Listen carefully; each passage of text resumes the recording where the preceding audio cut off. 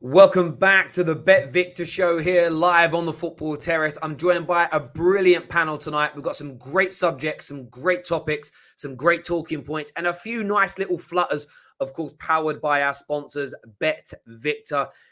This afternoon or this evening, really. You can sign up to an account with them now. All the links are in the description below. We have a special Football Terrace bet for you as well, made by me. It's my bet. It's on the website. I feel honestly, it's like mum, dad, I made it. My name's up in lights again. One of them ones there. I'm gonna introduce you to the panel. Got man like Neeks here, happy after his brilliant appearance on Don Robbie's show yesterday in the Manchester United win. Backed by popular demand, Lee Gunner, a.k.a. King Rat Splinter, is here with us.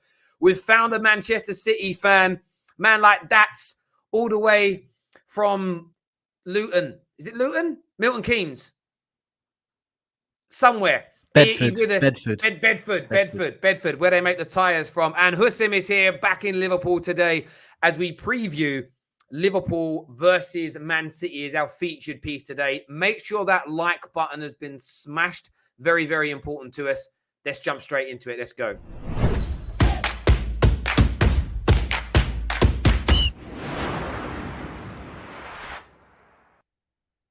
How is everyone? Everyone good? Everyone good? Yeah, man. I'm good. I'm all right. I'm good. Good. Yeah, that's a nice little Champions League week. Of course, midweek off for Lee. He gets to put his feet up and relax and all of that. Sorry, I had to give you stick. But there we go. Well, you're on mute, bruv. Too hot. It looks like I'm sat in the dark. Yeah, like it looks like I'm sat in the dark. It's so hot here today. Yeah, I've had to close all the blinds and the shutters and all that, man. Put the heat and the aircon on. I swear, I'm sweating, mate. Must be nice. It's cold here. I've got the radiator on in my office right now. I had to put the radiator on. It's so cold today. So listen, I'm always jealous of what you're up to over there. Big up to everybody in the comments. Lots to go through. The starting point tonight, though, of course, we're going to be looking at Arsenal. We're previewing their game with Brighton, Man United, Everton, Liverpool versus Chelsea, and a few other splatterings of other things. But I want to start off straight away. We've got a super chat, actually. I've got to do a super chat. Daps is wearing a PSG attire before the Man City game. Big up the legendary panel. Great to see Lee Gunner enjoying the Twitter replies is what Robbie Singer's got to say. Big up yourself, Robbie. Thank you very, very much indeed. Hotting me up already. Absolutely. But we're going to start off by talking a bit about Arsenal. I mean, they've had an interesting week. I know me and Lee spoke on Tuesday on the Straight Facts show. There's a lot of talk about making top four, getting into the top six this year. The improvements are there to be seen. And like, fair play to a lot of Arsenal fans that they're encouraged. They believe that, you know, a lot of context needs to be applied, and actually, barring an injury-ravaged start to the season and a bad sort of 6 to 8 weeks last year, they're actually on the road to sort of returning back into the European front and maybe sort of top four challenge. I'd love to go to Husam first on this and get your views, bruv. Like, do you feel like Arsenal, and I don't want to like coin a phrase that winds everybody up, but do you think they're back or on the way to being back? Are they moving back towards challenging for these Champions League spots, in your opinion? Listen, I don't know whether to get sucked into what Arsenal is currently doing or to just go like, okay, this is Arsenal, so I don't want to like get too hyped. I'd love it for them to be back in the top four. I mean, I'd love for other clubs to be back of it, because I don't really hate Arsenal like that. Their fans are just so obnoxious, but when it comes to Arsenal, the football club, I don't really hate it like that. It's just, you know, the rivalries with the other clubs. But listen, could they be back to getting the top four this season? Here's the thing. Me personally, I have actually felt what it's like to play one game a week in 13-14. We almost won the title. No one at all expected that to happen. So Almost. There is a possibility having played one game a week. However, the problem is the manager. That's the issue. Arteta is there. That's the constant issue with Arsenal. So even if they do get to, like, let's say 6-7 points within getting the fourth place or etc., can they actually go there, or are they gonna, you know, bottle it when when it's squeaky bum time to get top four? That's the problem for me. For why I'm not totally buying it. However, I do see improvement, especially Tomiyasu. I really like this guy. Like, I actually rate him highly. So he's one player I'm watching out for, definitely. How about yourself, Nick? I know you've kind of got involved in a little bit of content, a few Twitter exchanges in the last day or so. Are you looking at Arsenal now of being, you know, at the very least back on the road to recovery as one of the big clubs in England? First things first, funny what Husam says in terms of, you know, Liverpool nearly winning it. We know Chelsea in 2017 I believe it was, after they finished 10th, they went and won the thing with a title winning squad back in, the 2015 side that they pretty much had in 2017. I think Arsenal to kind of push over the line to get top 4 it's partly to do the manager, of course, but you have to ask, is their squad without Champions League football, without European football, better than Man United, Liverpool, Man City, Chelsea squad while they're playing Champions League football? Because effectively, Man United had 3 defenders out yesterday. Chelsea had a few players out yesterday. Liverpool made a few changes, I think, to their team, and they still all won their game. Actually, Chelsea didn't, but they're all in good positions to get through their group, and then they'll go into the weekend and maybe win those Premier League games. So the European games might benefit Arsenal in terms of getting back into a Europa League position, but I don't think their 1 week a game squad is good enough to beat Liverpool, Man United, Man City, Chelsea's 2 games a week squad. I don't think it is. So for me, Europa League is realistic, especially the way that Leicester started the season. They don't look, not even just take the results out of it, they don't look even the team that finished last season or that we've seen the last 2 years. And I'm not surprised wholly, because 2 years in a row, they've pushed for top 4 and they've missed out on the last day of the season. That alone must be demoralizing, that you're thinking, we have to go again. And then man just bought Ronaldo and Lukaku and Jack Grealish, etc., etc. So I think they can move up at least 1 space, possibly 2, with Nuno doing his madness over at Spurs. But top 4, I think it's going to be too far. No matter how much Arsenal fans want to talk, gloss it over and look at the last 3 games and etc. I think top 4 over 38 games is going to be too much. I know we spoke about it on Tuesday, Lee. I mean, you've obviously listened. You spoke to Curran and Agal came on. I'm sure you've had a lot of Twitter exchanges since then and on your own streams. Has your mind changed at all somewhat about the direction or the trajectory under Mikel Arteta? Nope. I've seen it all before, Terry. How many times have we had, we're building for the future? Like, how many times we had that? We had the British core, the German core. Why can't we have a winning core? Heard it all before. Exactly. We've heard it all before. Like, at the end of the day, our fans are the most reactionary fans on the planet. We lose 3 games. They want the owner out. Like, not even 3 games. We lost 1 game to Brentford and everyone was Kroenke out. Yeah. The next game was Chelsea. Josh Kroenke's at the game. Everyone was too busy taking selfies saying they're back at their second home because it was the first game full attendance in 18 months. We then get battered in that game by Chelsea. We then get taken apart even more by City and go on to an international break, sat bottom of the table. And Tottenham top. That alone should have been a sackable offence. First time ever in history that's happened, by the way. Them top while we're bottom. Yeah. Then we go and beat 2 teams that are likely to get relegated this season in Norwich and Burnley. And we scrape through both. Despite having 30 shots against Norwich, I think we had 6 on target, and about 4 of them were from about 20-yard, like little p-rollers, So we then go and beat Tottenham, which we beat every season. And I said this to you on Tuesday, they ain't our rivals. They should never be our rivals. Yeah, they don't win anything. I don't want to be rivals with losers. They're just the mouthy neighbours. Like, if you ask a Liverpool fan who their rival is, they're not going to say Everton, they're going to say Man United. Yeah, if you ask a Barcelona fan who their rival is, they're not saying Espanyol, they're saying Real Madrid. If you ask a Real Madrid fan, they're not saying Rayo Vallecano, they're saying Barcelona.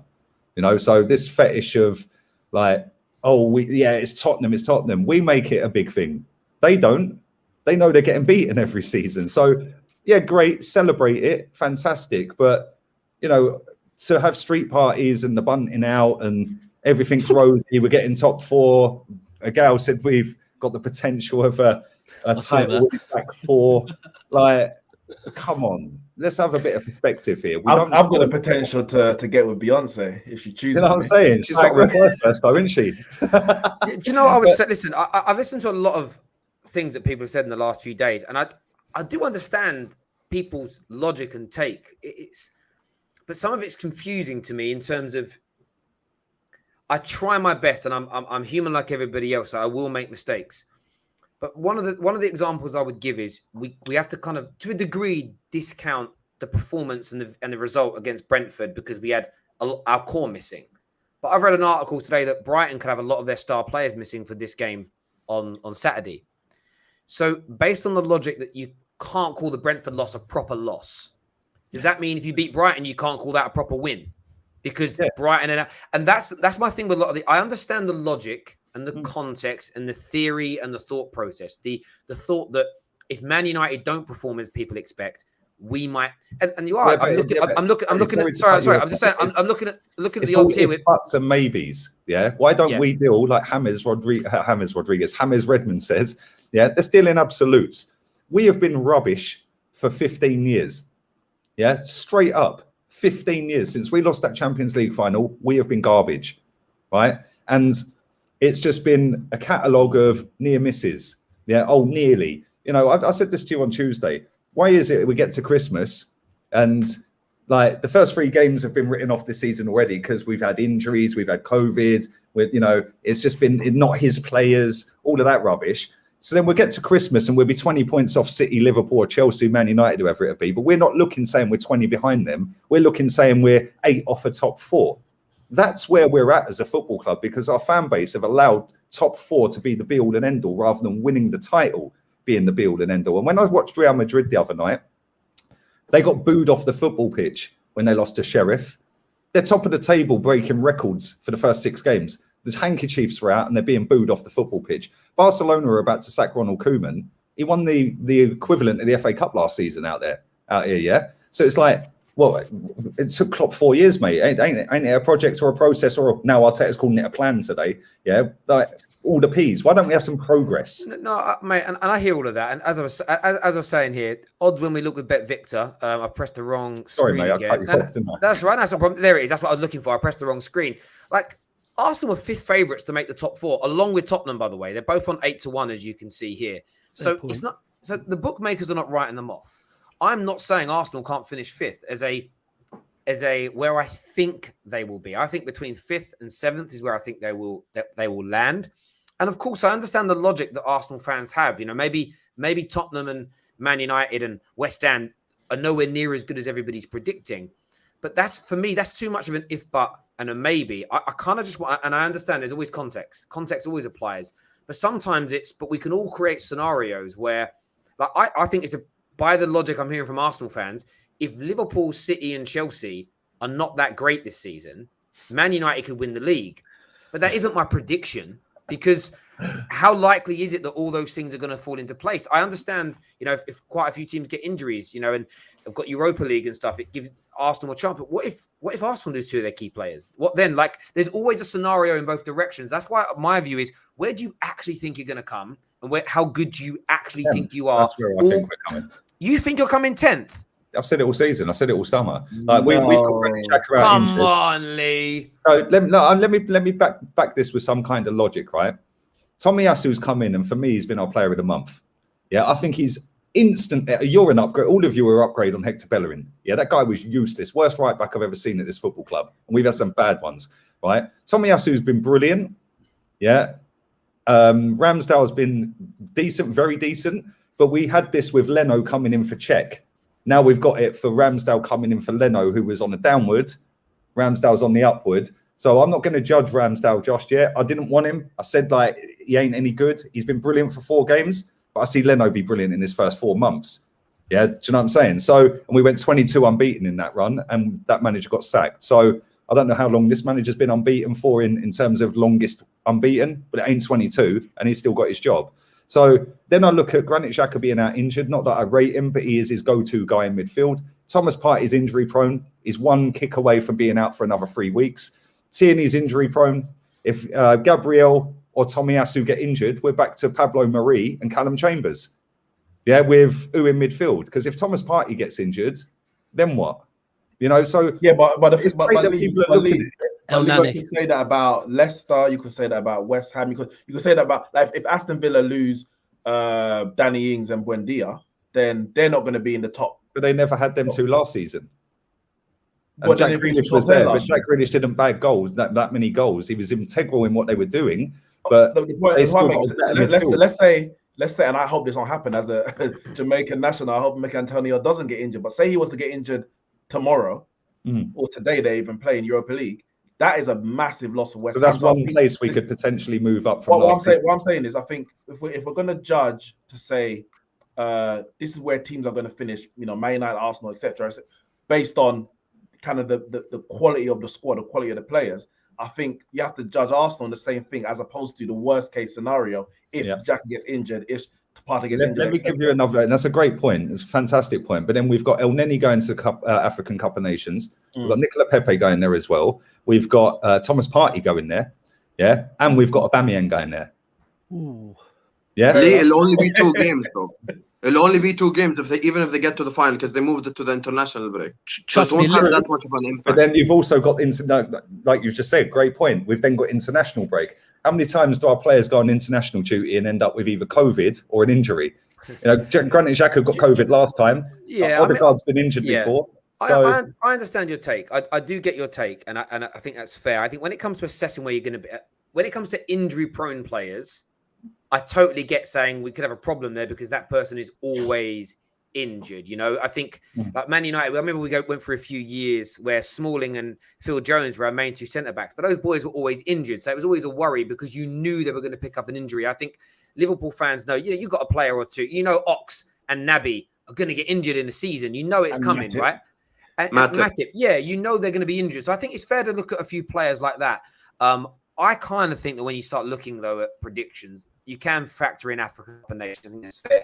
But it's how strong is your squad? All things being equal, where do people think Arsenal or whoever are going to come? I just think that's the more sensible way of doing it. And what I've heard a lot in the last week, I've never heard so much of it before in my life, is everything's based on if, buts, maybe, when this happens, that happens, if I get married, if the dog stays out at night, if a unicorn turns up, if I sort of like, I get all of that, but what are you saying? Like, what are you saying? Where you're going to come?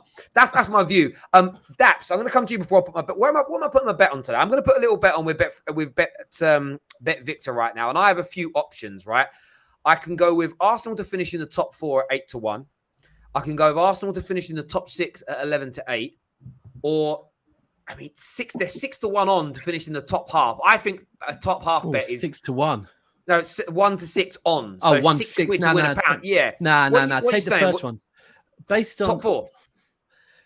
Based on them odds, the only ones that I'd bother putting a bet on is the top 4. I hate to say it because the other ones I wouldn't, but I'd go with top 4. I can't see it, but you got to be in it to win it, right? Just give me the money. I think top 6. Yeah, like you might as well just give Lee the money, innit? What's the exchange rate? But the odds on top 6, I don't know. Them odds on top 6. It's a profit, and I say a profit in terms of. I mean, how much? 8, you get 11. How much have I got to put on? We'll stick a fiver on. We'll stick a little fiver on. Go top 6. Don't do the top 4. Listen. No. You know what? With Ollie stinking up the place, let's go top 4. Daps oh my God! No way, Daps. Daps has gone top 4. That's what we're going to do. We're sticking a nice little 8-1. I think I clicked on it there. No, I clicked on Man United. That's probably just habit. Me close that. 8-1. I'm going to stick a nice little fight. That's a season-long bet. Oh, it's 15 quid. No, I'm not doing that. Fiver, £45 return. Don't do that. Arsenal to make the top 4. That's done. That's on. That's over the line. Up next on the show, by the way, you can sign up to Bet Victor right now. Get your £5, spend £5 and get a £30 free bet. All the links are in our description below. So please get yourself signed up. Keep supporting the Terrace, and we'll keep bringing these shows to you twice a week. Up next, we're going to look ahead at Brighton versus Arsenal and see what the boys think are going to happen. Smash the like and the share button. Subscribe to the Football Terrace. Let's do this. Look at that change, and the graphics change at the bottom. It's all good. Look at that. How are you feeling about the game, Lee, against Brighton? You confident? You're away. It's Graham Potter's, obviously, like a lot of Arsenal fans wanted Graham Potter a week or two ago. You're now playing each other. Just what I love about football is the story. 2 weeks ago, a lot of Gooners wanted Graham Potter. Now they're happy with the manager again, but you're playing Graham Potter. It's amazing. It's a good story. Like, how are you feeling about it? It's funny because it's turned into the match against Malpai, isn't it? That's what it is. It's like that's how far this football club's fallen, that we're now worried about a guy who barely scores any goals. Like, I see some guy put a tweet out saying, "Revenge for Patrick Vieira. We hate Malpai. I hate Brighton." I'm like, you should be bending over and kissing Malpai's feet, because number one, you got the player you don't like, Guendouzi, out of the football club. Number two, he injured Leno. yeah, and got Martinez in, which helped us win an FA Cup, and then we sold him for 16 million. He was on the bench. He was worth about 2 million before that. Why do you hate Malpai? If anything, you should be loving Malpai. But Arsenal fans love to have this like enemy, everyone's against us, we're the victims.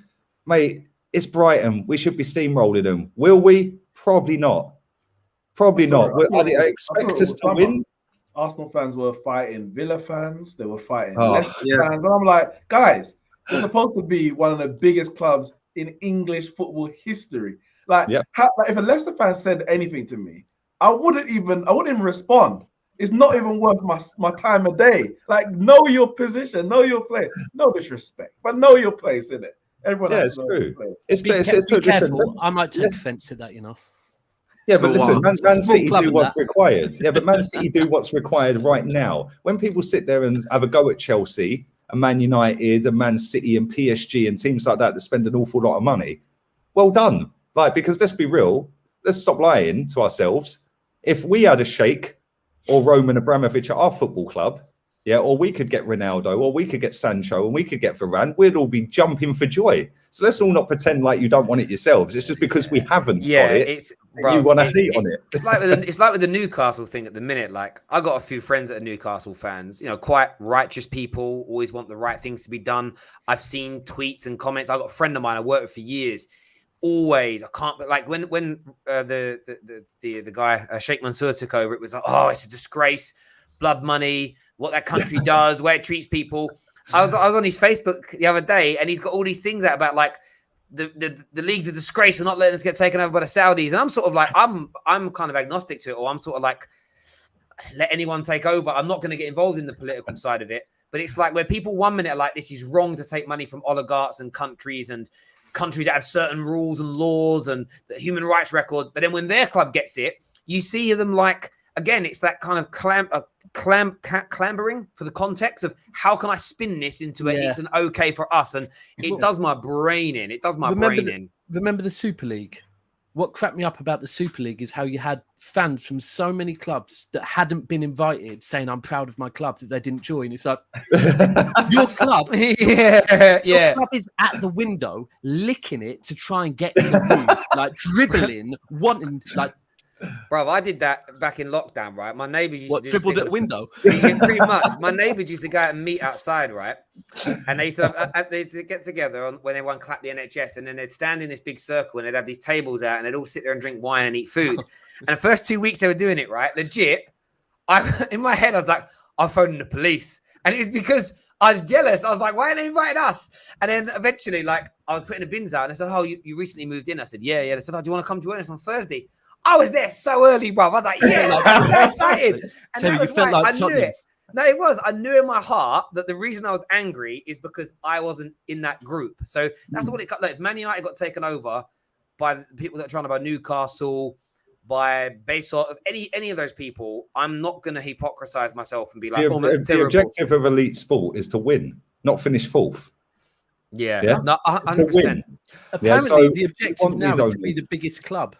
That's all I hear now is we're the biggest club. I don't know what that means exactly. You do that, but for me, you only do that by winning the major trophies. It's exactly. And managers don't get sacked by constantly winning. They get sacked by constantly being bad in terms of results. So, like the only football club I've ever known to sack a manager that was doing won 2 top honours was Real Madrid with Vicente Del Bosque. He won the league. 3 days later, he won the Champions League, and then they sacked him the next day. And it was like, what have you sacked him for? No, I hear you on that. In terms of this game, Neeks, like, how do you see this going? How do you see this going? I think it's Saturday, this match. How do you see it panning out for Arsenal? Kick off. You did say Brighton got some players out. I wasn't aware of that. I've actually gone for a 1-1. I think Arsenal are playing okay. They're playing well. Let's say they're playing well. The previous 2 wins before the Spurs wasn't overly convincing. Deserved to win, but at any point they could easily have conceded a goal, which could have changed the game. We know how well Brighton play football. There's a level of confidence going through the side, because you even thought on the last game against Palace, they were 1-0 down, game's over. That's going to be probably their first loss of the season, I think it would have been.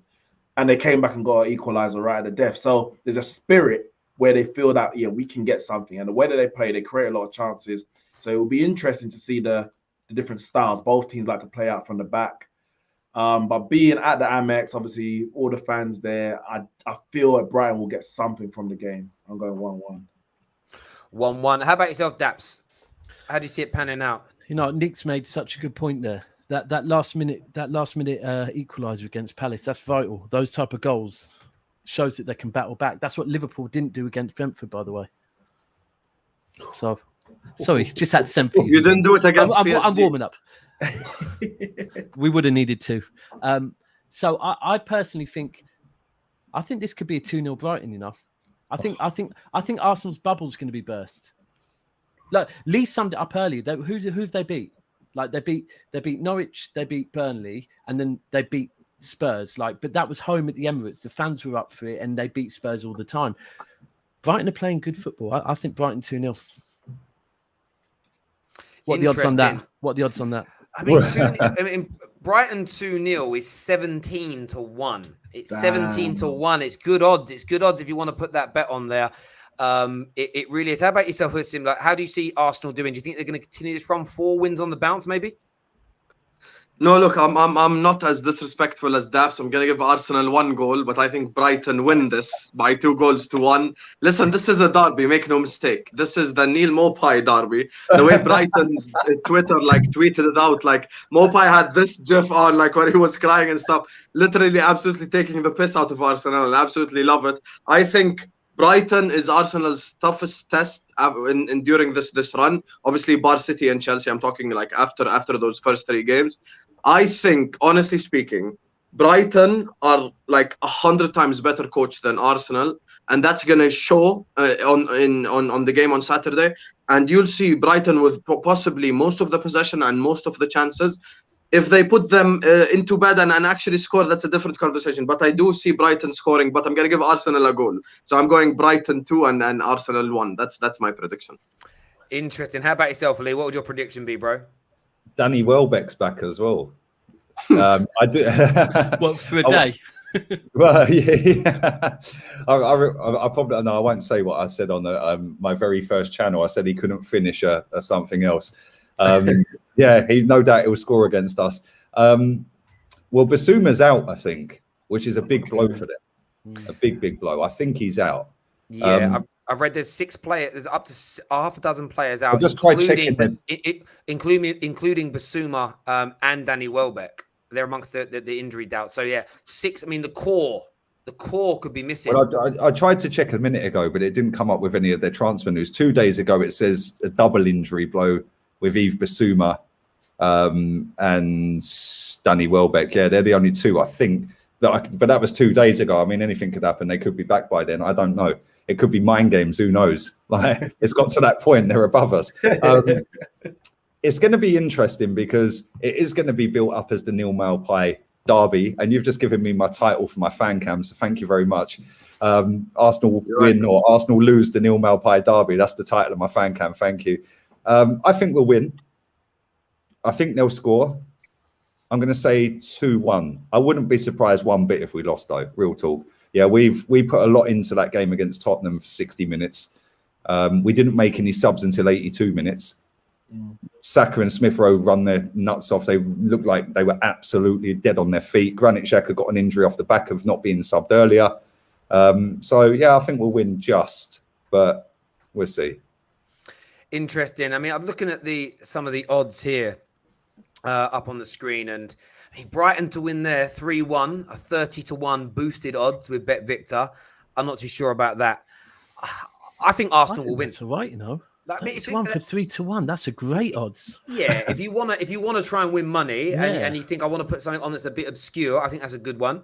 As you can see there, for me, that I am going to go with an Arsenal win. I think they might concede. I think the 2-1 Arsenal is a pretty good bet. They're at 19-1. Yeah, 19-2 there. I'm going to stick a couple of quid on that as my bet. Remember, you can copy mine. You can put something else on. All the links are in the description below with Bet Victor. Make sure you get that done. You've got to be over the age of 18, of course, and read the terms and conditions. And always have a little bet responsibly. Don't spend your rent money, your mortgage money, money for the kids. Like, don't do that. Just cut the quid. Do you know what I mean? It's all good there. That's been put on. Arsenal win is what we're predicting here on the Football Terrace. It's going to be intriguing to see what happens. Robbie Singh. People say I'm negative. Yeah, I just predicted a win. Do you know what I mean? Robbie Singh says, Terry, sorry to, I think, digress. Oh. Daps, why did you have a PSG top on before the kickoff the other day? Why, Daps? Why did you do that? So firstly, right, Dabs, that's what Terry called me the first time I was on the show as well. It's Daps. But I had it, you know what I did? I was having fun with the show. If you watch the whole show, I think I changed my attire 4 times during the show. But I wanted to see if I could do a whole segment talking about PSG with the PSG shirt on. But also, I will never wear a Manchester City shirt when we play football. It's just something I do because we seem to lose when I wear a City shirt. So. And I did get through the whole segment, and they didn't mention the fact I had a PSG shirt on until I went to take it off at the end. And they were like, hold on a second. So, yeah. Well, yeah, PSG, Man City, same thing. Do you know what I mean? Oil It is money. what it is. It's all oil money. Next up, we're talking Manchester United versus Everton and the pressure that's on Ole Gunnar Solskjaer. Smash the like and share button, people. Let's do it. Big game. It feels like every game's big for Man United at the moment, Nix. Every game feels big. The pressure's mounting. Ole, for me, again, saved last night by some great brilliance from the greatest football player to ever play football, Cristiano Ronaldo. Rivals Messi plays pretending for they PSG, bruv. I was going to say, did you not watch City PSG on Tuesday? Listen. Ronaldo's the GOAT. He was right the first time. Continue, Terry. The Continue. point I'm making is to be fair. all our rivals are pretending they were celebrating when the goal went in. Oh, yes, Ollie's in the job. Lies. I saw your celebration. You had Sophie, you had Robbie, you had man like Luke. They just sat there looking thoroughly depressed. How are you feeling ahead of Everton, though? This was a crucial game in one of the games that led to us falling out of the little title race we were in last year. We threw away a 2-0 and 3-2 lead. How are you feeling ahead of this game against Everton that have started the season pretty well? Yeah, it's a tough game. I was a bit 50-50 with Rafa going back, or not going back, but going to Everton because of his obviously past at Liverpool. We know the fans weren't 100% behind him at the start of the season, and they didn't have a great preseason. I thought they might struggle, but they've hit the ground well. I don't know about running, but at least walking very fast. They hit the ground. And Damari Gray at 1.5 million looks a hell of a signing for that price. We've struggled against the counter attack. We struggled with a fast transition from Villarreal yesterday, which surprised me because I didn't expect Unai Emery to cross the halfway line, and he did it all game.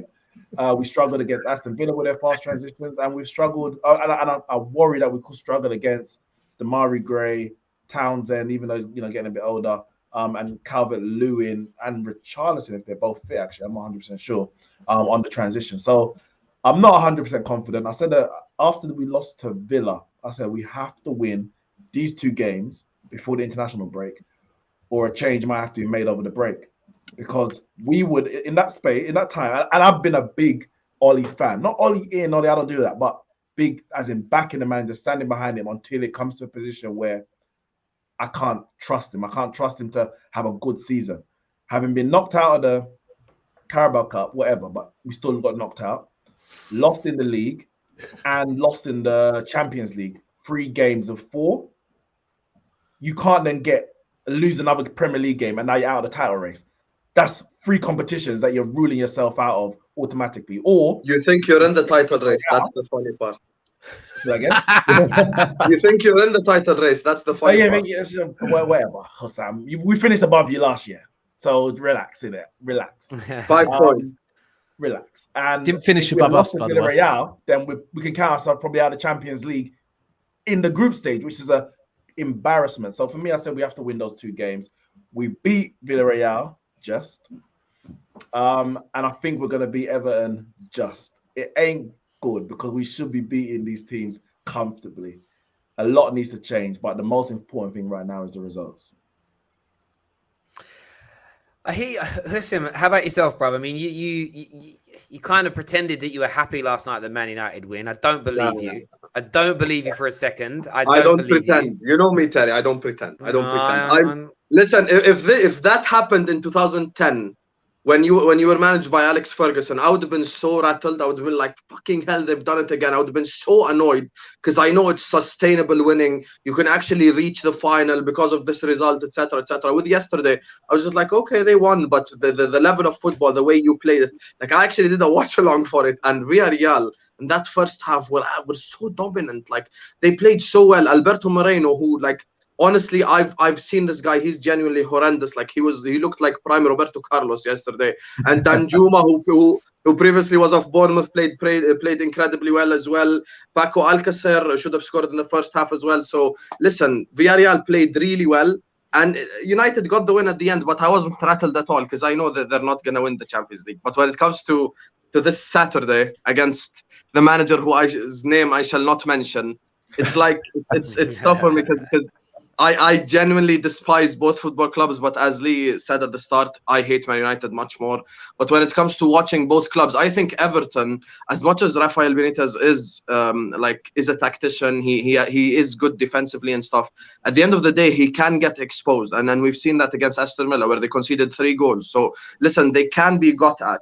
But I'm just looking at the team selection for United. What will they do? Will they try to do anything different? Is this the beginning of the Oli cycle where like it goes the other way, where it's like a negative cycle before the positive cycle comes? I don't know, but I actually think United are probably going to win this one. I don't think Everton have enough, even player-wise and stuff. Maybe the midfield for Everton is going to trouble you in terms of physicality with Decore.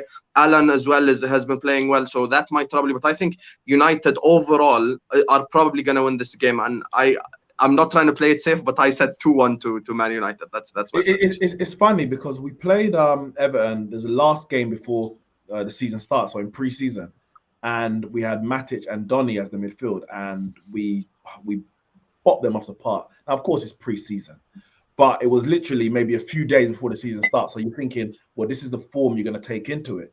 Well, I think we won the game 4-0, and we just passed them off the park. Now, obviously, you mentioned the core, etc., and the physicality that they give. That means we're going to play McTominay and Fred because we need to match the physicality. And when you do that, you then lose the technical ability to pass Evan off the park. That's the problem. And that is McFred is going to be the sword that Oli ultimately dies on. He's going to die at some point. He's going to lose his job, get sacked, not renew the contract, whatever, mutual termination, whatever. And McFred will be the legacy that he leaves behind because either through his inability as a manager in terms of lack of ability, or his stubbornness to move away from that midfield and try another combination, or just get another combination working, because he has tried other combinations. That's what's going to cost us in the end. We're asking that midfield to do the job purely to break up play, and then expecting the fullbacks and the wingers to control the possession and dominate and push teams back. It's not going to happen. We need to get a ball player in that midfield, and until we do, we're going to keep seeing performances, even though there might be results. Performances like we did against Villarreal. Yeah. See, I when it comes to Oli, I just disagree. Smile. No, I disagree in the sense of I think we could add Firmino. Fabinho. I think we could put Kante there, Jorginho there. I still only think the improvement is going to be marginal. I'm not saying Fred and McTominay. That's some mad take. That's a mad take. That's a Gale level. Hang on a minute. So what you're saying is nothing wrong with Oli. Then it's just we don't have a top class midfielder. So you played Pogba at DM last night, yeah, and I see him just like they broke it down at the halftime analysis, the full time analysis, and there was a chance to bounce back out, and they showed where Pogba was on the pitch, and I was like, this guy was like 50 yards away from goal. You want Pogba on the edge of the box, picking it up, slappage, top bins. But every time I've seen Man United play Pogba that deep, it's like you always struggle. West Ham away, Fulham away. Then when he moves further forward in the second half, which he kind of did yesterday, but not as much, so all of a sudden you're a different team. So I get that. So it isn't Ollie's system, then it's personnel in the right places. So if you put in Didi in that team with everything else we've got, Ollie's fine, good enough to win. You should be playing Van der Beek in that team. I get that, but my point is, so we're fine with Ollie. Then it's just one player we need. No. Come and tell you. Don't put words in my mouth. No, mate. Look at the smirk as well. That's what he made. What he's saying is, if you put Fabinho in, it ain't gonna make us title winners we'll be under better. Oli. We'll be better. No, I get that. What I'm and saying that's- is, no, you've got the personnel. Yeah, you've not got the manager. But what this manager is doing that you do have is he's chopping and changing the shape and the formation and the personnel week on week. Liverpool, Liverpool starting 11. If they're all fit, I can pick their starting 11.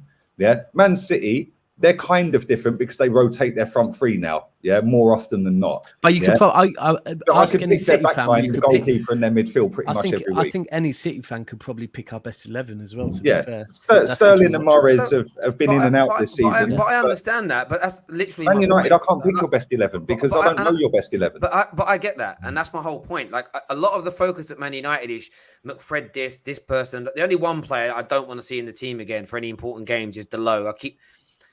Very good. I'm going to dig you out on that. I'll let you say what you're going to say. And Average crosser, but awful defender. Absolutely atrocious. Like he leaked like a broken fridge last night. He did. Oh, but can I tell you why? That was a good one to use there as well. But let me make my point though. Like when it comes to these teams, we know that McFred are going to play and everything else. I don't think it matters about the personnel. We've seen every summer our squad get better each summer, but yet the football hasn't overtly improved, which is why people like me have said for a long time now, we don't think Ollie's good enough to get us over that line and make us kind of champions. And that's why Ollie's job, back to the point we're talking about, has to be under all this pressure now, because we have a squad that's good enough to win this Premier League title without a world-class CDM. Yes, in certain games against certain top-level teams, we might lose a bit of the midfield battle without a Ndidi, Declan Rice, and Kante. I'm just throwing out some names of some really good players in that position. However, the teams that have outplayed us so far don't have midfielders that are better than us. It means the way they play, and more so the intensity. And I don't even blame the system per se. It's the intensity that Ollie gets us to play with. Because when we go a goal down and we increase our intensity, we open teams up, we create chances, and we score goals. Which means the system is in how we move the ball works. It opens teams up. It's the intensity and the intent that we have in our game that's wrong. And that for me is managerial. That for me is how your team's set up and the mentality of your side to go out there and play and hurry and hustle. Because if Klopp leaves tomorrow and a new manager with a new system comes in, I don't think you're going to hunt the ball down in the same way. That's Jurgen Klopp's manner. It's almost Jurgen Klopp's personality on the football pitch. And we have Ollie's personality on the football pitch. Ollie's a mild-mannered guy. Lunch. Well, you speak that no, we are when he's normal, but you speak to people about Ole Gunnar Solskjaer when you piss him off.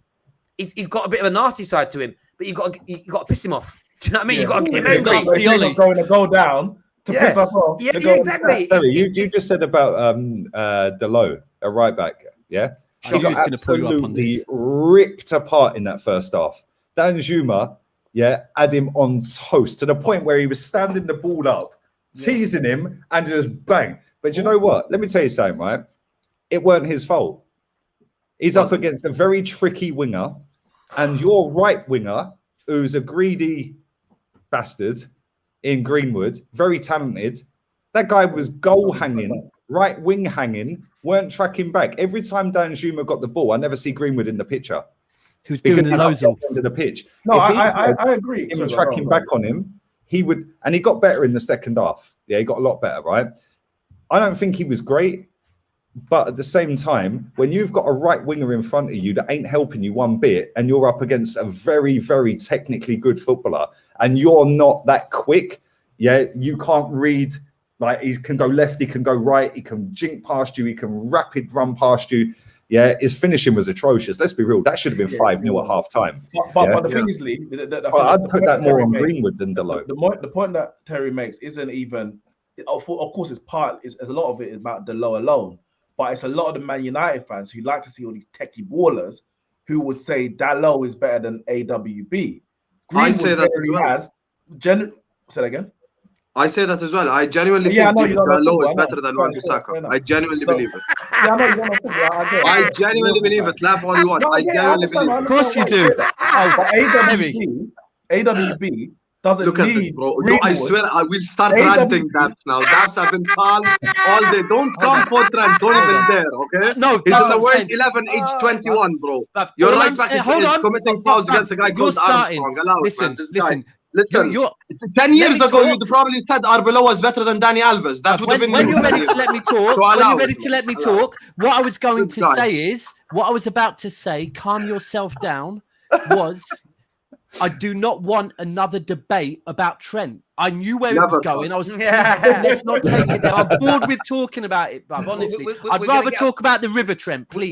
We're gonna get onto Liverpool City a little bit later, so save it, gents. But listen, I understand what you're saying, Lee, about the fullback not coming back, but he does that when AWB's there, and of course, some people dribble past him. Of course, some crosses come in, but what was exposed last night to the world to see in 4K or 1080 or 720, depending on the quality of your TV, right, or your illegal streams, whatever you're doing it on, right, is that the low has very, very, very low defensive IQ, out of position. It was even at times, he was in the right place. He was facing the guy up, but then he didn't make the attack at the right time. The cross is still coming. There were times where he backed up where he should have pressed. He pressed when he should have backed up. There was one, and you're right, Terry, but there was an instance, right, where he did stand literally stopped in front of him, Danjuma. Yeah, and I remember seeing it, and I think it was Michael Owen and Owen Hargreaves, or it might have even been at full time. I can't remember. I'm sure it was Owen and Hargreaves. They said, "Yeah, but how can you stop that? You can stop that by your centre back Lindelof, who's further forward than the low, by the way, at this point. Yeah, you can drop him straight back in behind. So now you ain't giving him that outlet to go outside and skip past him because you've got Lindelof there. If he skips inside, yep, Varane skips over, and you've got Pogba dropping back in. Yeah, so I do want. Sorry. Let me just. It's about personnel. If you had Fred, and if you had Fred with Donny van der Beek, yeah, and then Pogba in front of him, yeah, you're a better midfield instantly. And I don't think Fred's amazing. But I still feel like again. I still feel like again. So I actually do agree with you. If our system was better, more conducive, it would improve everybody, i.e., better manager. But at the same time, AWB is faced with the same deficiencies when we play that the low is, and he doesn't get caught out in the same way because he is a better defender, better defensive mind, better positioning. He does get caught under the ball on crosses. That's an area he's got to improve on. But everything else he's brilliant at. AWB, under a better manager with better coaching and a better system, is still better than the low in a more conducive system. It just is because when you see defenders there, when a defender is exposed one-on-one, that's when you see how good they really are. We know that because when it comes to like Wes Morgan and Hoof playing together, their system, the way they played that year together as a collective, made them brilliant. But they what about the 2-on-1 that Villarreal had in the first half, where Delo had two men against him? He did well there. And he did brilliantly because he didn't jump in. He timed it perfectly. He did well there. But I'm sorry. He did well there. Man United without the ball, hang on a minute. Let's just have that right as a whole team. I get that. But the point is, Delo did well in that instance. I'm not saying everything he did was bad, but overall, as a defender, I don't know, if Tommy Asu this weekend, took to Arsenal, if he makes 3 brilliant tackles, but scores an own goal, gives a pass back away, and gets nutmegged easily, and you lose 3-0, are you celebrating those tackles that he made? Well, of course not. Exactly. He made more mistakes than he made positives last night. So you have to I disagree. that. As a neutral, I'll disagree respectfully. I thought he got better the longer the game went on. And I think that as soon as you got back in that game, and they dropped back further, Danjuma switched to the opposite side at one point as well. Yeah, he went down Tellez' side at one point. Yeah, and I just think that when you've got Mason Greenwood playing there, Mason Greenwood's not the kind of guy that's going to run and track back and slide tackle all over the place. You've got Jadon Sancho, who ain't really going to do that either. You need a player on that right wing, that's going to help Wan-Bissaka or help Dalot. Otherwise, that side is always going to bring back Dan James, yeah? Bring back Dan James. Guys, I want to do some predictions on this game, as it were. Right now, what we thinking? What we thinking? Sort of correct score wise. Daps. So how about yourself? United, Everton. Who you going with, mate? Is Ronaldo going to play? Yes, of course. You think 90 minutes? Yes, 100%. He's playing. He's playing. Yeah, United. Unfortunately, and I will say unfortunately, I didn't. I was unhappy yesterday. I was unhappy. I wanted to see you lose always. What score? What score? You know, it's going to be a 3-1. Not a bad bet. Not a bad bet. Lee, who are you going with, mate? 2-1 Everton. Oh, wow. This lot of garbage. I can't lie. Yeah, you've got individual talent all over the park that have bailed you out for pretty much 3 seasons now under this manager, right? Calvert-Lewin's likely to start. Yeah, good luck with that. Good luck with that, because they're going to be pinging balls in left, right, and centre. They've got Damari Gray, who can score a screamer. They've got what's his name, Andros Townsend. He can bag a screamer. Yeah, they've got some decent midfielders as well. Let's not forget that. Isn't Calvert-Lewin injured? Isn't he injured, Calvert-Lewin? Oh, is he injured? Either way, that's what I thought as well. He has been injured. There we go. They've got a decent set of defenders. The only reason they will not win that game, Everton, is dinosaur arms in goal. Oh yeah. Husam, give me a quick score prediction, please, bro. 2-1 to Man United. This stinks of a 2-1. Stinks of it. 2-1 to Man United. That's my prediction. What do you reckon, Neeks? What are you saying? Yeah, I said 2-1 as well. 2-1 Man United. Well, do you know what I'll do? I'll put that on as my little flutter on this game, as you can see here, powered by our brilliant sponsors, Bet Victor. 2-1 Man United, 8-1. It's not a bad bet, you know. What was the 2-1 for Everton, by the way? Everton's 21-1. Oh, I might have a little tenner on that. Do you know what I'll do? I'm going to not be biased on the terrace, because I get accused of that quite a bit. I'm going to stick £2 on it being Everton 2-1. I'm going to stick that bet on. Yep, great. And then I'm going to stick 2-1 on Man United as well. Hedge me bet, as it were. It'll be a draw now. Not quite. Yeah, not quite. It'll be 0-0. 0-0. So both bets have been put on there, ladies and gentlemen. Man United to win 2-1 or Everton to win 2-1. Terry. Yes, bro. Can I just ask Lee a question really, really quickly? Of course. Lee, honest answer, Arteta or Ole?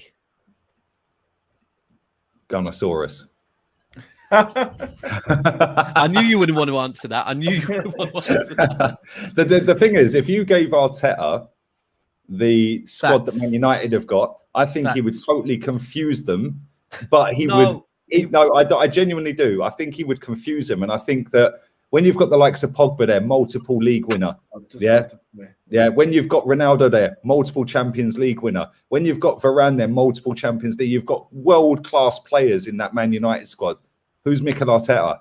Well, the first thing he's only got Solskjaer's got going for him that he actually helped towards winning a treble.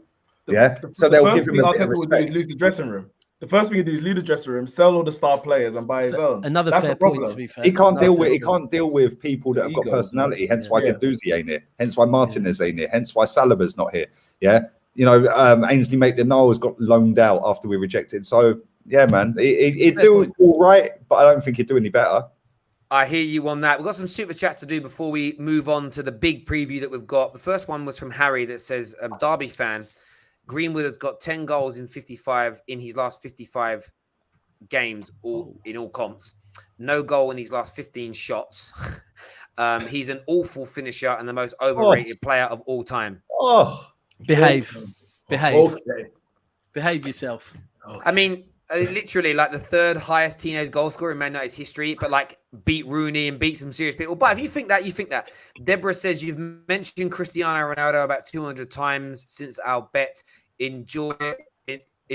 We'll have to do the same bet over the weekend. So on the next Man United stream, Deborah's bet that if none of us mention it, if I as a host don't bring up Cristiano Ronaldo, she is donating $1,000 to the Football Terrace. So I'm doing it. I didn't think of it today, but I will do that on the match reaction show this weekend. I'm getting myself $1,000 and having a good time. Harry, one sec, bro. So Harry here with another super chat says Deborah, aka Have Hope's fake profile, which is weird.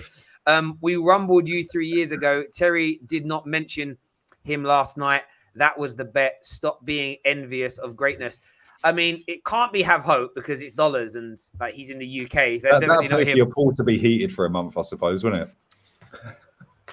No comment. Arteta a better coach. Ollie's a better manager, according to Gunnar King. Yeah, true. I disagree with that. Ollie's just a better friend. Oh, wow. Name me a time AWB got destroyed on his side. Never. is what Joshua said. Oh my God, here we go. When he was spooning. I mean, to be fair, I mean, it is a good challenge around. There isn't. He's a much better defender. He's the best defensive right back in the Premier League. Pure, unadulterated. Kyle Walker's levels better than him. Kyle Walker's No respect. Kyle Walker's Nah, that's mad. That's mad. You can't Pace say merchant. Kyle Pace Walker. merchant. Pace. No, Kyle Walker Walker's uses his better than him. recovery pace. That's it. No, Okay. Kyle Yeah. Walker has got the physical. He's got better players around him. Don't get it twisted defensively, but he's got the recovery pace. But why is that a bad thing? Yeah, because it allows him to bomb forward in the system that he's in, to be able to build attacks and overload in midfield by pushing on. Yeah, just because Wan-Bissaka can't get forward, yeah, because he's just useless going forward and he always tries to come back and go sideways and backwards. It reminds me going forward of Hector Bellerin. Defensively, he's very good. I think he's better than Trent defensively. Yeah, because Trent ain't all that. Yeah, Most people, everyone's better than bruv. Delow's better defensively than Trent. Jesus Christ! Like, I'm That's cap. That's cap. Yeah. we could even put Bellerin in that argument if we're being honest. Trent is better Bellerin, defensively that's- than Kyle Walker, Reece James, Kieran Trippier, all of them. What, defensively? James is Defensively. top Yes. No, Yes. guys. That's all, folks. Yes. Guys, we can get onto this. We can get onto this on the next one I'm that we going to speak toilet. about. No worries, mate. It's the legend, gentlemen. We're moving on to Liverpool versus Man City. Big game this weekend. Top of the table clash. Will City score? Will Liverpool throw away another, a lead twice in the game because you crumbled bad against Brentford? No one's really spoken about it because it's okay when Liverpool crumble because Klopp gives hugs. Husam about to be triggered. Incoming is what's going on. By the way, Daps, you best bring some smoke here and back your club and not sit on that fence. I know you City fans don't like to give it. Bring the smoke. Ladies and gentlemen, let's go. Daps, I'm going to come to you first. You don't do very well at Anfield. You don't do very well at all at Anfield. You don't. You've got a shocking record there. Terry, How are you feeling about this weekend's game? hold on. How are you going to tell me to bring smoke, yeah? And then the first question to me brings up our history at Anfield, bruv. Like, what do you expect me to do with that? Like, how do I twist this one? Like, right now. I expect your supreme football knowledge to find a way, mental gymnastics to get you out of it. Channel the Arsenal fans from yesterday. Just channel the Arsenal fans from yesterday. Get out of that one, Perry. Go for it, bro. Go for it. So when you say that so far our interactions, you think I don't bring the smoke. That's because I wait to see something to allow me to bring the smoke. So I was waiting for the Chelsea performance. Once I got the Chelsea performance, I'm ready. Let's go. Right. So I have never been so confident going to Anfield as I am this week. Never been as confident as this week. I'll tell you why. Look, people are talking up Curtis Jones. Come on. You want to talk up Curtis Jones against our midfield? Behave. It's very simple to stop Liverpool this week. We stop Mo Salah. Ruben Diaz is going to pocket Mo Salah. There we go. You don't want my prediction yet? Do you want my prediction? No, we'll do that a little bit later. Husam, I mean, you've heard that straight away. Curtis Jones is going to get bodied. They're confident of going to Anfield. And who's getting pocketed? Salah. Ruben Diaz pocket Salah.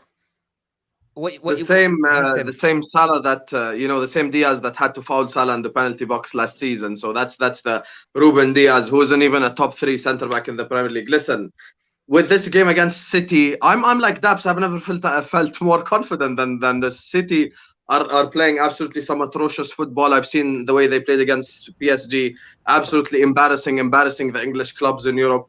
When it comes to us, obviously talking about Curtis Jones, let me remind him, we beat him with a midfield of Milner, Henderson and Wijnaldum. And then we beat him with a midfield of Wijnaldum, Henderson and Oxlade-Chamberlain. So if we're going to talk about Curtis Jones, I see... Let me talk. Let the big boy talk right now. See this? Let the big boy talk. When it comes to Man City at Anfield, atrocious record.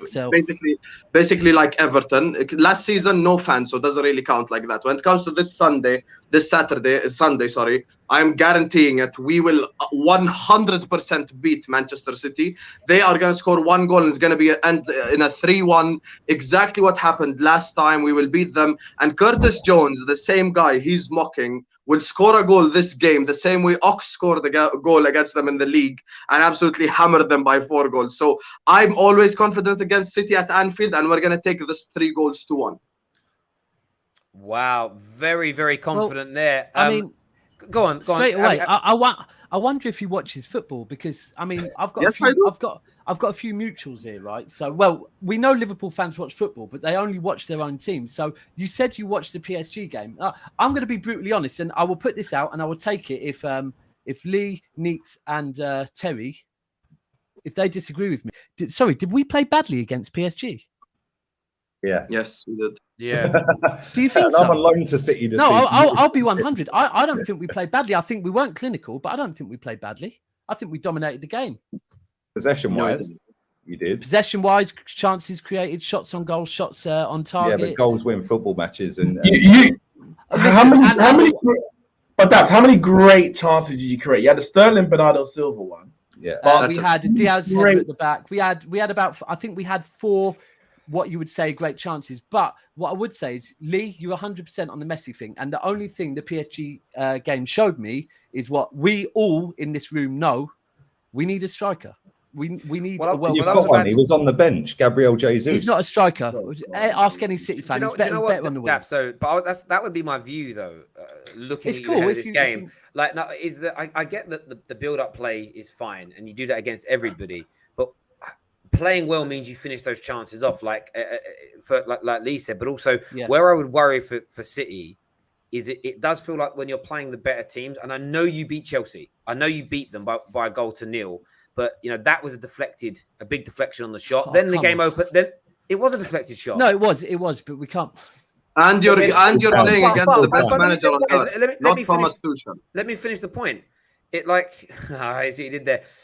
After that, it opened up and you had more chances because Chelsea actually opened up against you as an example. Yeah. I just look at it and think the Anfield record, the way, generally speaking, barring the time when you slapped them when they were already champions and hungover, like the way Jurgen Klopp's teams play against City at Anfield is hard for you to handle, and you're not converting your chances. I factor all those things in, and I just can't look beyond Liverpool for this. And Liverpool, by the way, they're on fire right now. Mo Salah is arguably the best player in European football at this moment in time.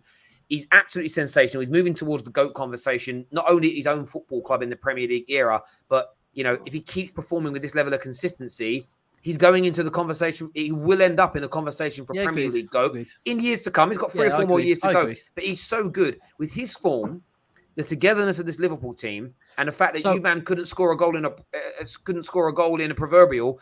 Like, honestly, I can't look beyond Liverpool.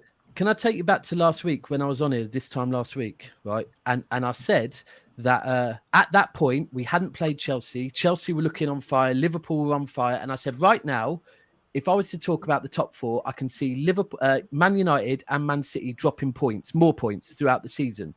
And at that point, I can't see where Chelsea and Liverpool are going to drop points. However, 2 days later, Chelsea dropped points, right? So right now, everything you said about Liverpool, 100%. What, do you think Liverpool are going this season unbeaten? No, I haven't said that. So therefore, right now it's very easy to talk up Liverpool and say for that reason, but everyone did that last week about Chelsea. The key is, look, you have to remember against PSG, there were 2 key personnel, in my opinion, that didn't start. Foden and Jesus. If you look at our press against Chelsea, laugh away. Look at our press. No, it's the way you said Jesus, like, as in Christ, because he's not Jesus. He's wasted. I do. Listen, I'm English, bruv. I can't do nothing. I know. It just made me laugh. Sorry, continue. Sorry. So, when you look at the game against Chelsea, Foden and Jesus started, right? The press was sensational. Then go and watch the PSG game without Jesus and without Foden.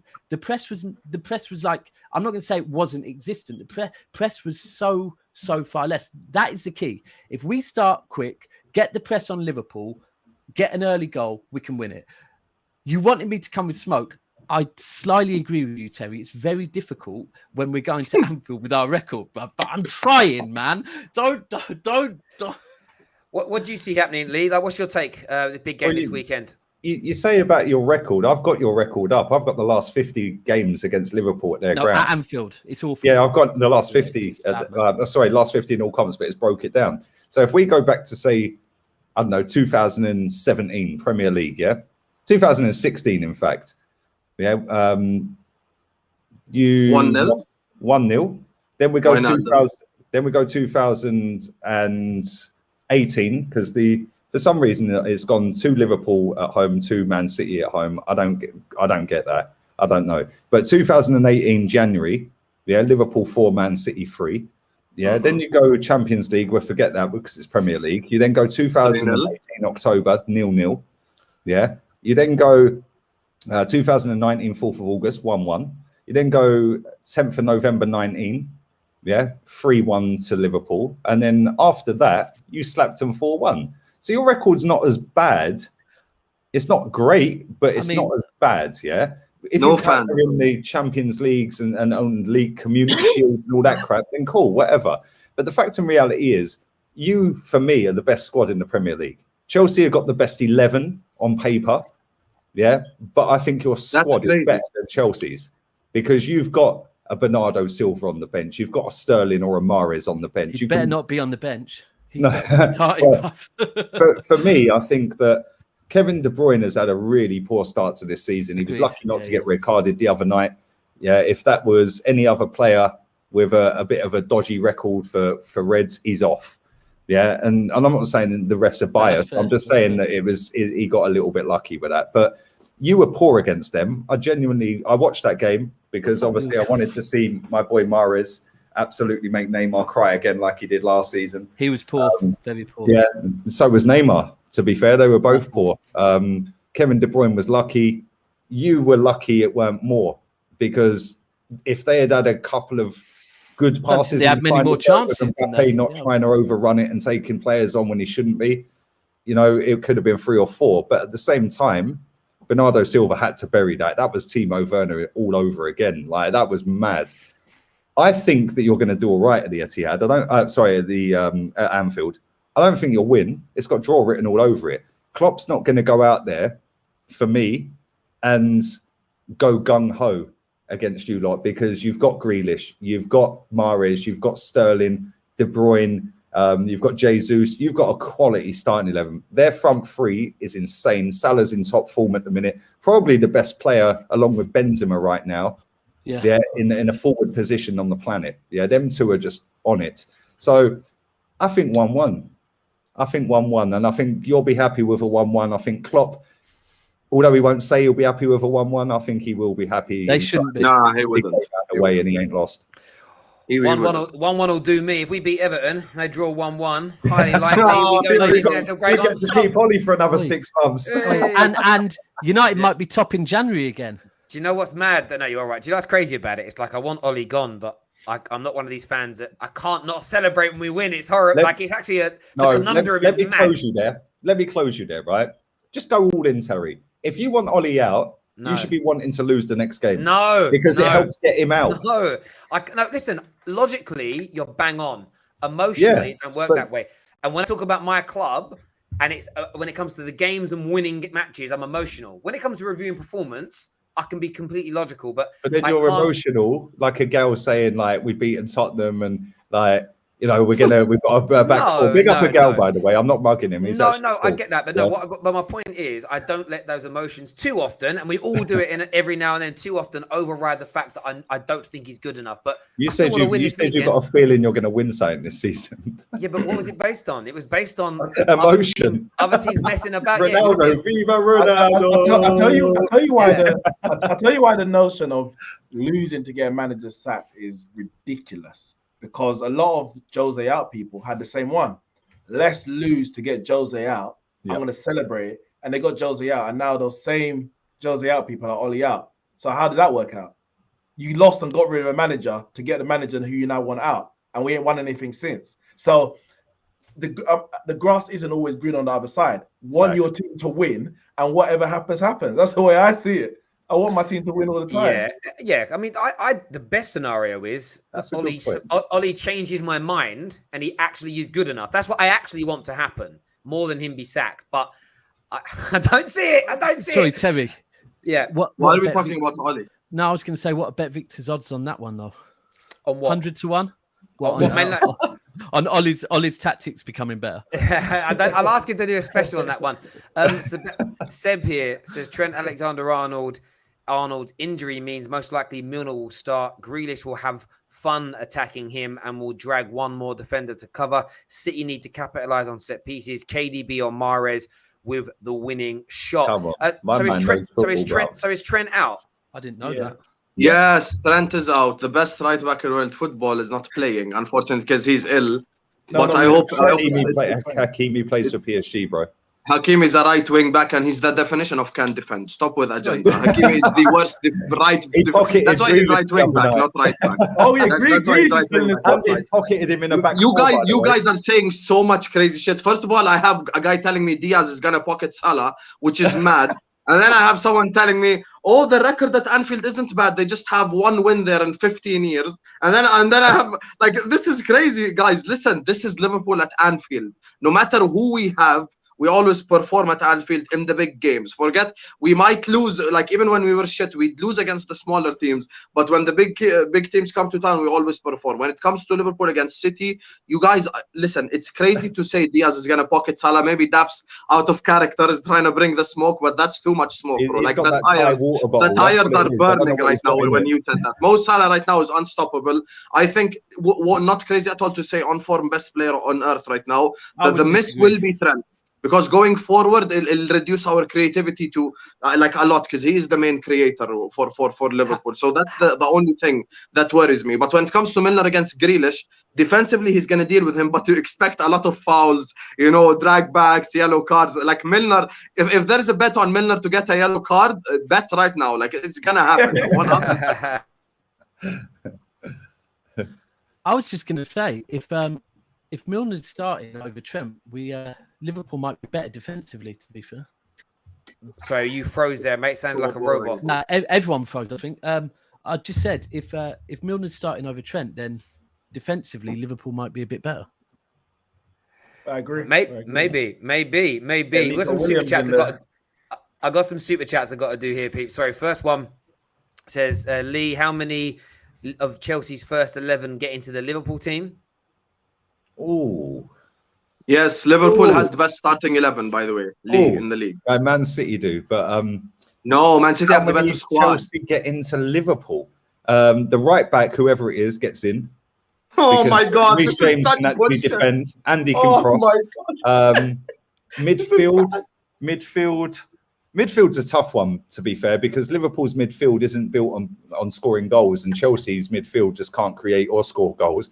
Yeah, so the midfield's 50-50, and I love Kante to bits, but is he better than Fabinho?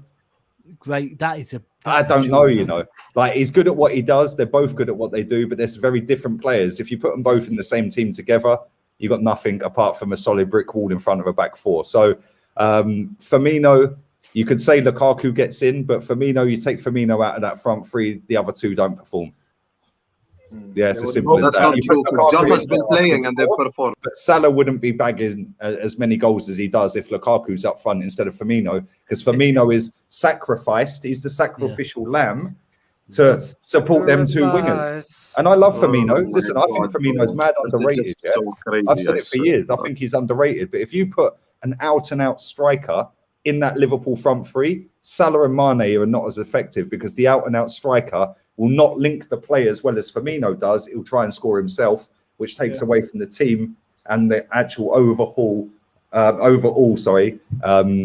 cohesion of the starting 11. So maybe just the right back. What's up? Mendy or Alisson? This is Alisson, obviously. Neeks, what are you doing right now? Are you actually buying them? Mendy's decent, isn't it?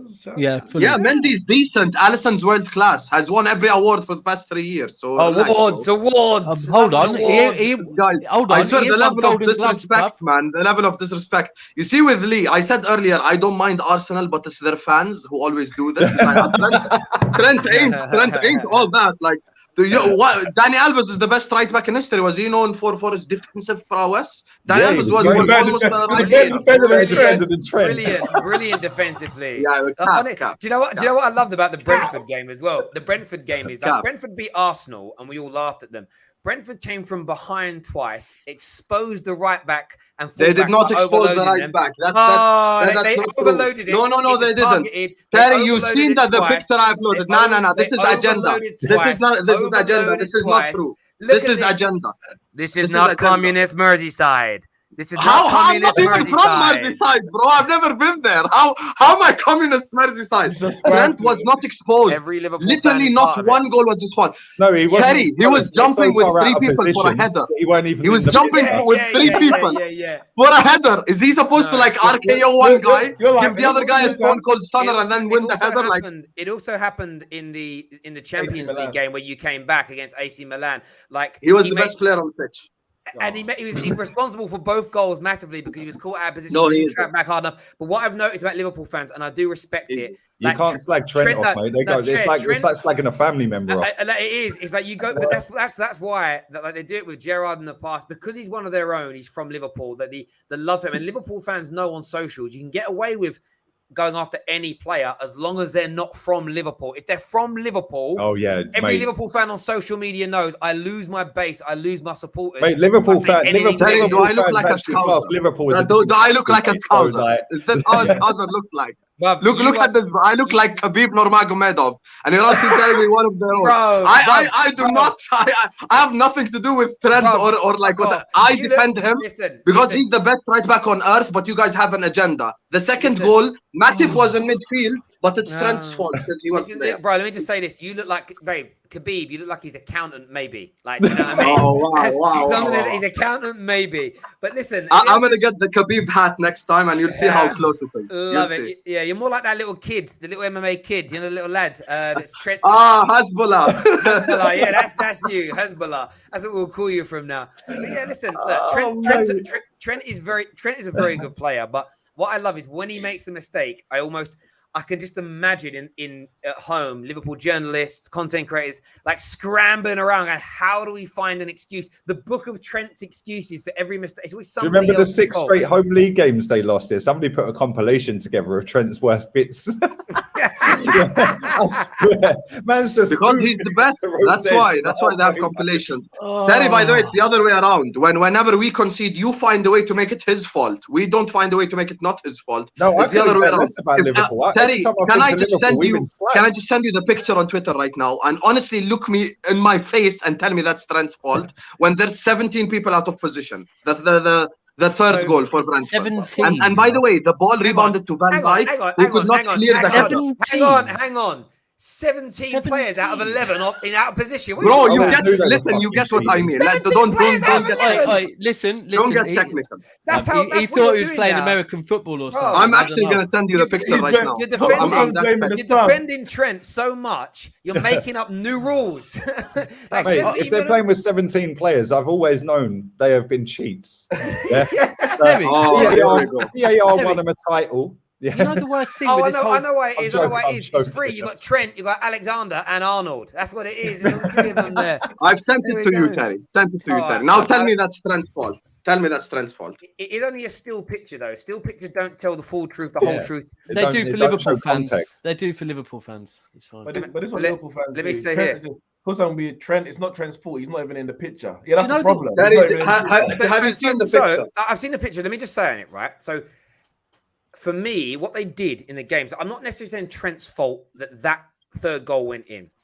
Yes. They overloaded, because if you go back and watch set pieces and when they were crossing balls in, they overloaded both your fullbacks on a number of occasions. It was a targeted approach to overload your fullbacks, and they predominantly did it to Trent. They targeted why do most of their goals come down Trent's side and not Robertson's side? Because Robertson will get better, and Mane will track back better than Salah.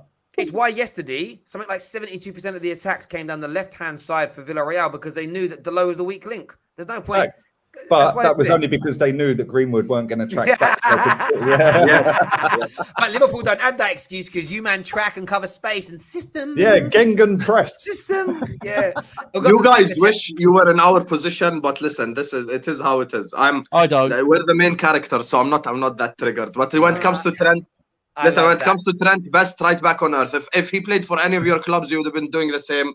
But because he doesn't play for your club and his name is Trent, if his name was Trentino and he played for Barcelona, everyone would be like, oh, did you see Trentino for Barcelona? He's incredible. He's the best right back on earth. But because his name is Trent Alexander-Arnold and he's you're pretty 21 years rattled, old by and the way. already made the Well World done, Bro, 11, bro, suddenly that's he's, Trent Guys, is shit. mate, bro, but that isn't exclusive to Liverpool players. I remember when Bruno was doing what he was doing in Portugal and he was linked with a number of clubs in the Prem. Everybody was like, "Oh, Bruno, give him to me." He was linked with Liverpool. Liverpool I fan. wanted Remember, Bruno. everyone Hands did. up, I wanted him. When there was a picture of Bruno and Klopp with their arms around each other, Liverpool fans started jizzing in cups. I saw it, bruv. And then he goes to Man United and all the reasons why he's overrated. That's rivalry for you, bruv. We all know Trent's a good player, but we're gonna put down that he's not. It's called banter. It's a bit of And a the thing is, laugh. because you're such a good football club in terms of how good your team is and what you're trying to achieve every season and your targets for the season, we're always, I'm always going to sit there and be like I want to be like Liverpool, but I don't.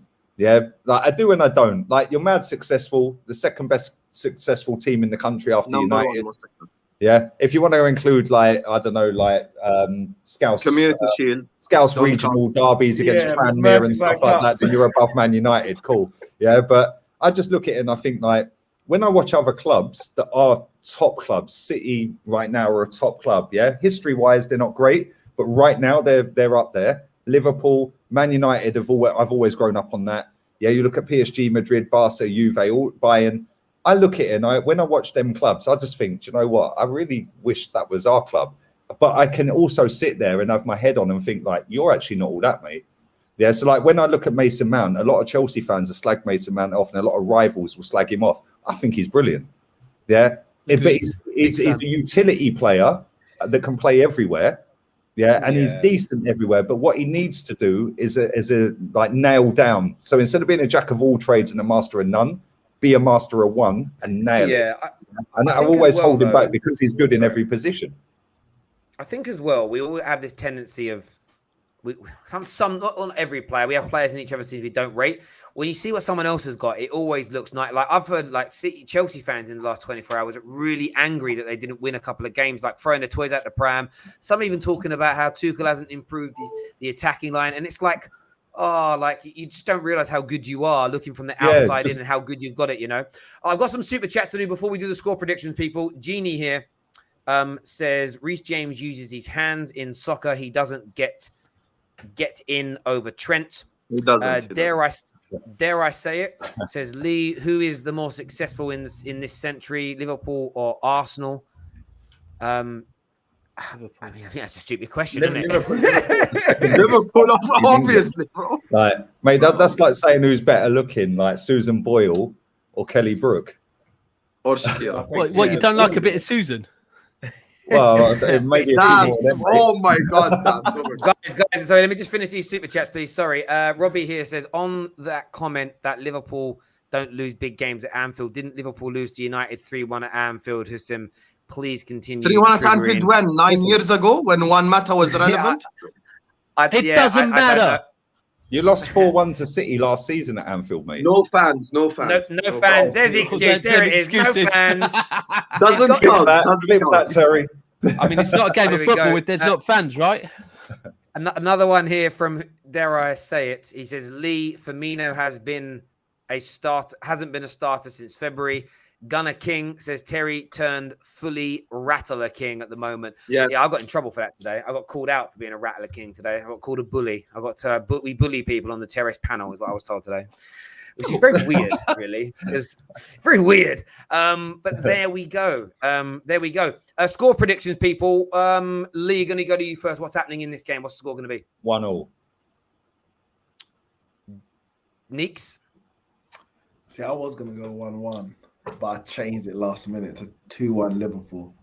I'm either going to be right or happy. Man United predicting Liverpool wins, bro. I'm either going to be right or happy. If they win 2-1, I'm right. If they don't, I'm happy, innit? What you saying, Daps? Where's your head at? What you saying, bro? 2-1 City. Go on, Daps. Hezbollah? It's an early. Can you hear me? Is it? Don't do that. Don't do that. Kickoff? Is it Super Sunday? Yes, 4:30. Yes. Oh, so it's the last Sunday. The last game. Man United will be sitting top when it kicks off. All the pressure.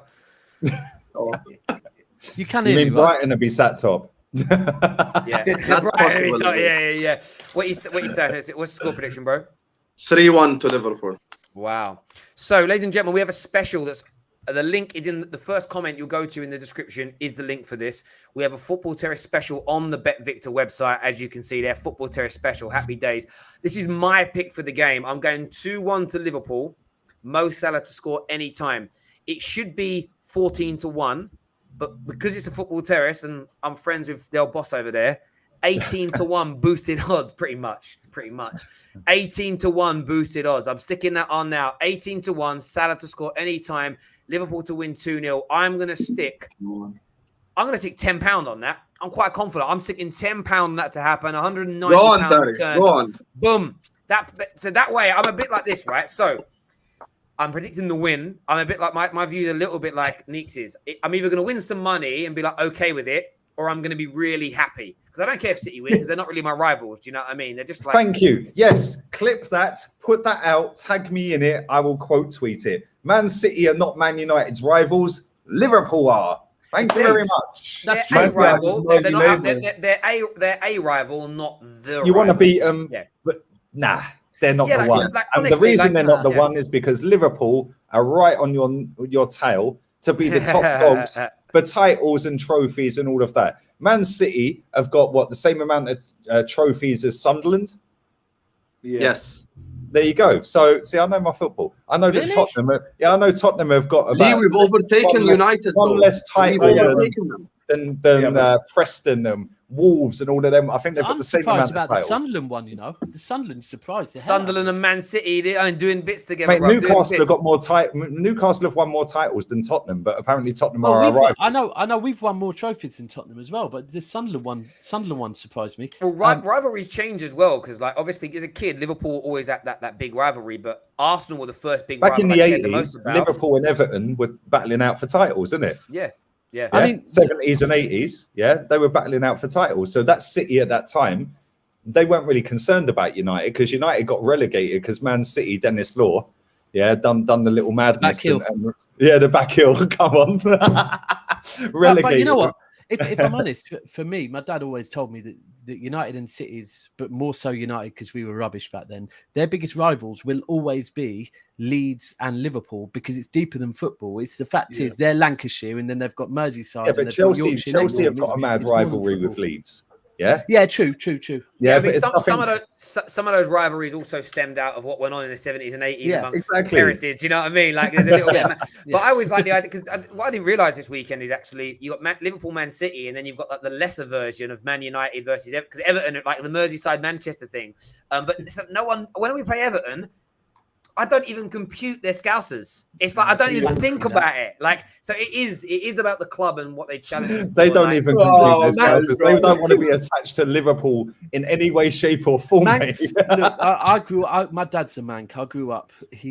I hate to say it. God bless my dad, but he didn't like Liverpool fans. I never got it till I got older, but he really just didn't. Well, when like you live in Manchester, like there's a general rule, Mancunians and Liverpudlians do not like each other, and that goes beyond Yeah, football. If you actually do the research, exactly. it's to do with the docks and work and Yeah. all sorts of geographical things. But I remember living there, right? And some of the things they'd say about each other, I was like about the Liverpudlians, it was like, it's a bit bloody arse. We're only 20 miles down the road. Like, having said that, like East and South East London's a little bit like that. Mate, Do you know it's what I the- mean? it's the- Like, it's the way they dress up the game the other night, Palace Brighton. It's a motorway derby. It's like that game. I actually Googled it as well. I was on the phone to my mate at the time, and I said, I'm sure it is the exact same distance from Palace to Brighton's ground than it is from the Emirates to MK Dons. Yeah, and it is the exact same distance. I think- when Lee, I we think- play I think it's MK Dons, simply- our derby, the M1 Simply derby. is it one bird against the other? You got the Eagles and what are they? I don't know what they've got. The Seagulls. Seagulls. Yeah, Seagulls versus the Eagles. That's it. Do you know what I mean? Where have you been, bro? You don't know that they're called the Seagulls? Fucking- I couldn't remember. No, Palace is the best away day, though. Real talk. Their fans don't shut up, man. They're the Yeah, best they really fans. in the league. don't. Yeah, I agree. Yeah, with they're the you on best that. fans in the league. Best I away day. agree. I agree. Brilliant fans. Listen, everyone that's tuned in, a massive thank you to each and every single one of you. Big shout out to our title sponsors, Bet Victor tonight. We're back tomorrow with a Friday night on the terrace, so make sure you are tuning in from 6 p.m. live. Man like Daps is going to be in the studio with us. It's going to be a good night. I've got to confirm it now. We've got some Brighton fans and Everton fans coming in as well to like help us preview the games. That's going to be good. Until next time, take care. Goodbye. God bless. Sign up to Bet Victor now. All the links are below, and we'll see you all again